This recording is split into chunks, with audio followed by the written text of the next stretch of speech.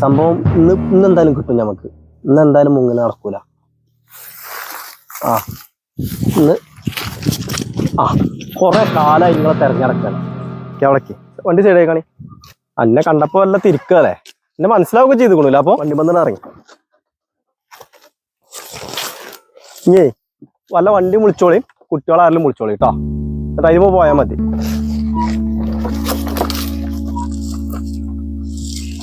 അതുകൊണ്ട് വരുള്ളൂ എന്നോട് പറഞ്ഞതല്ലേ.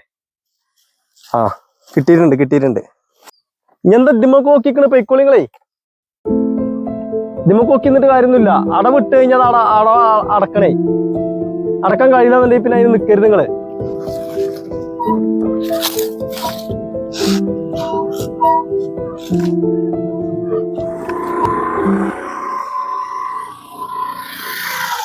വണ്ടിയില്ലേ വണ്ടി കഥയൊന്നും പറയണ്ട. ഞാനുണ്ട് അങ്ങോട്ട്. ഇല്ലല്ല, വണ്ടി സീസ് ചെയ്തു. അത് അടവുണ്ടേനി. അല്ലേ അടവുണ്ടേനും വണ്ടിക്ക്. ഓൻ പിടിച്ചു.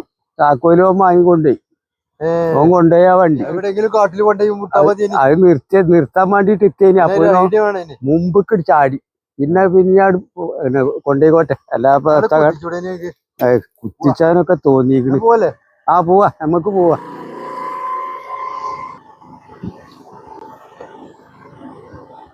നിങ്ങൾ ഇങ്ങനെ അടങ്ങാറാണ്. ആ ചെറുക്കന്മാരോട് പറഞ്ഞ പോലെ അടവിലെ പൈസ പോലെ ആ പൈസ ഒക്കെ അയച്ചു തന്നിരുന്നു. ഞാൻ അടച്ചിട്ടില്ലെന്നുള്ളൂ. എന്തേത് അത് അതിന്റെ കാര്യം ഞാൻ പറയാം. വാക്കണം അറിഞ്ഞാണ്ടപ്പോ ചെറുക്കന്മാർ ആ പൈസ അയച്ചു തന്നിരിക്കും. ആ പൈസ ഇവിടെ കജ്ജിലിട്ടു. അത് ഞാൻ കൊടുക്കാന്നതാ. കാരണം ഈ വണ്ടിയോട് കുടുങ്ങിയിരിക്കണ ഞാന്. അപ്പൊ അതുകൊണ്ട് ഓല് കൊണ്ടേക്കോട്ടെ വെച്ചിട്ട് ഓം വല്ല നിധിയും കിട്ടിയ മാതിരി കൊണ്ടുപോയി. ആ കരണ്ടിന്റെ വണ്ടിയാണല്ലേ? ഞാനിപ്പോ എന്നാല് കരണ്ടിന്റെ വണ്ടി എടുക്കാൻ നിക്കണം. കരണ്ടിന്റെ വണ്ടി നല്ല ഉണ്ടാവുക കാരണം. പക്ഷെ ഈ വണ്ടി പറ്റൂല. ഇത് എടുത്തോലും മുഴുവൻ കുടുങ്ങിയിരുന്നു.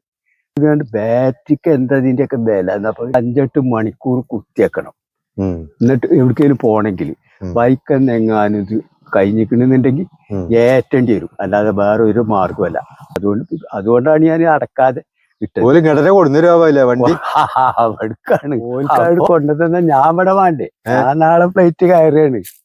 അത് ശരി. അപ്പൊ നല്ല കഴിച്ചില്ലല്ലേ? കൊറേയൊക്കെ നമ്മളും ആ നിലക്ക് നിന്നിട്ടില്ലെങ്കിൽ കാല് വെയിലുകൊണ്ട് പണിയെടുക്കണം. കായ്യണിയായിട്ട് കടുകുമണിയോളം കിട്ടിയിക്കണേ നമ്മളിങ്ങനെ കഷ്ടപ്പെട്ടാ. അതെ, ജാതി വളവന്മാരുള്ള നമ്മളറിയട്ടെ.